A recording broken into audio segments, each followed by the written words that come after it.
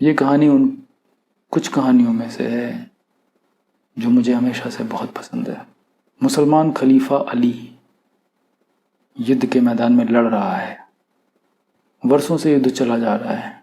वो एक घड़ी ऐसी आती है जब वो अपने दुश्मन को नीचे गिरा देता है। उसके छाती पर बैठ गया है। उसने अपना भाला उठाया और उसकी छाती में भोंकने को ही है। बस एक क्षण और कि भाला दुश्मन की छाती के आर पार हो जाता। उस दुश्मन की जो वर्षों से परेशान किए हुए है। इसी क्षण की प्रतीक्षा तो थी अली को।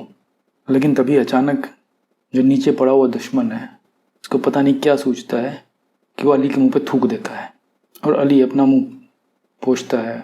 उसके मुंह पर पड़ी जो थूक है उसे हटाता है और भाला वापस जमीन में गाड़ देता है। और अली उस दुश्मन से, उस आदमी से कहता है कि अब हम फिर कल लड़ेंगे।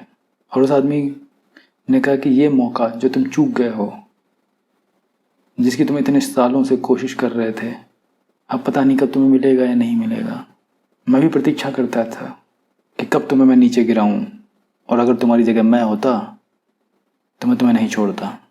इसी के लिए तो हम 2 वर्षों से लड़ाई कर रहे थे, हम 2 वर्षों से परेशान थे। तुम क्यों छोड़कर जा रहे हो? अली ने कहा, मुझे मोहम्मद की आज्ञा है कि अगर हिंसा भी करो, क्रोध में मत करना। अगर हिंसा भी करो तो जागते हुए करना, क्योंकि क्रोध तुम्हें अंधेरे में ले जाता है। तो अगर हिंसा भी करो तो क्रोध में मत करना। अभी तक मैं शांति से लड़ रहा था, लेकिन जब तूने मेरे मुंह पर थूका तो मेरे मन में क्रोध उठा। तो अब हम कल लड़ेंगे।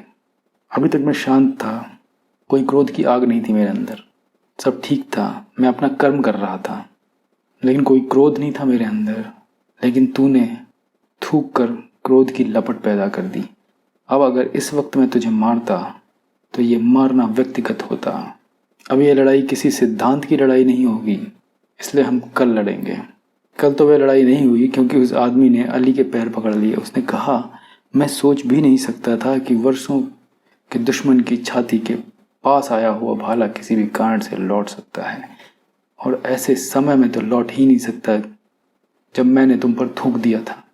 उस समय तो भाला और जोर से चलना चाहिए था।